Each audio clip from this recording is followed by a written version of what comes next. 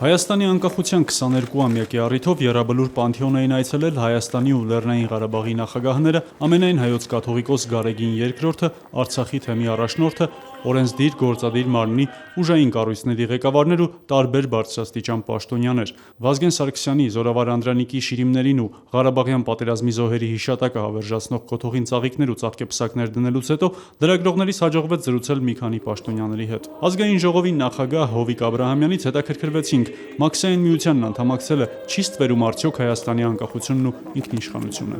Մաքսային միության անդամակցելը դա պայմանավորված է մեր աշխարհաքաղաքական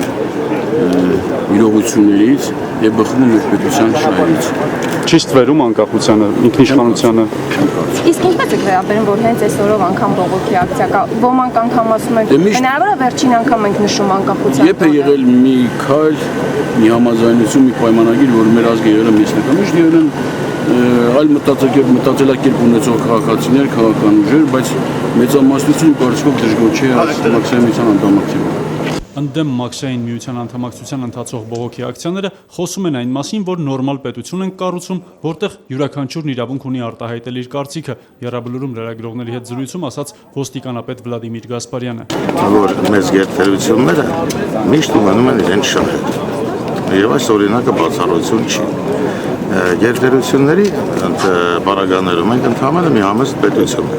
Եվ եթե նրանք ունեն մարդկային ռեսուրսներ, մեծ տնտեսություն, զինված ուժեր, մենք զիջում ենք դրանում, ուրեմն այս բարագայում մենք պետք է իմաստուն լինենք։ Եվ ես կարծում եմ, որ իմաստուն որոշում է։ Պարոն Գասպարյան, այսօր շարունակում են քննադատություններ, այսօր շարունակում են ինչքան էլ բարեփոխումներ իրականացում ոստիկանությունում, այսօր շարունակում են քննադատություններ հնչել, մանավանդ ակցիաների ժամանակ ոստիկանության իրականացած գործողությունների մասով։ Ցանկացած քննադատություն, որը առողջ է, իհարկե մեզ նպաստում է, ես խոնարհ շնորհակալ եմ դրա համար։ Կարծում եք, որ ոստիկանությունը իրավաչափ է գործում բոլոր ակցիաների ժամանակ,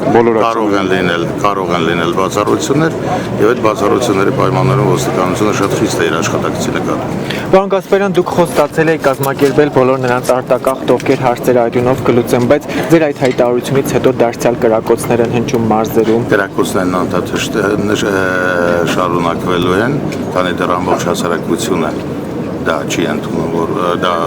չի վանում իրենից, իսկ մեր գործը որ նմաններին արտաքսենք իսկականից։ Երկրապահ կամավորականների միության նախագահ, Ազգային ժողովի հանրապետական խմբակցության անդամ պատգամավոր Մանվել Գրիգորյանը Եռաբլուր այցելեց այն ժամանակ, երբ բարձրաստիճան պաշտոնյաներն արդեն հեռացել էին։ Մանվել Գրիգորյանը վստահություն հայտնեց, որ անդամակցությունը Մաքսային միությանը չի վտանգի երկրի ինքնիշխանությունը։ Պարոն գեներալ, ներողություն, այսօր ասում են, որ այդ Մաքսային միությունը կվտանգի Հայաստանի ինքնիշխանությունը։ Մենք աշխարհի ամեն անկյուն էլ իրավունք ունենք, բոլոր էլ համագործակցելու, բոլոր էլ բանալ, բայց մենք անկախությունը չենք տոնում։ Չի ստվերում այդ անկախության Մաքսային միությունը։ Ոչ, եթե մենք մեր վրա վստահ ենք, միասնական ենք, ուժեղ ենք, ունենք պետական սահմաններ, ունենք այսօր ամեն ինչ,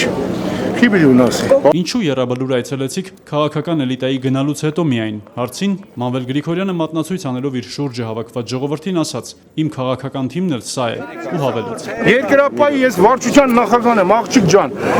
Սրանք հետո նոր մնացած իմ մոտ։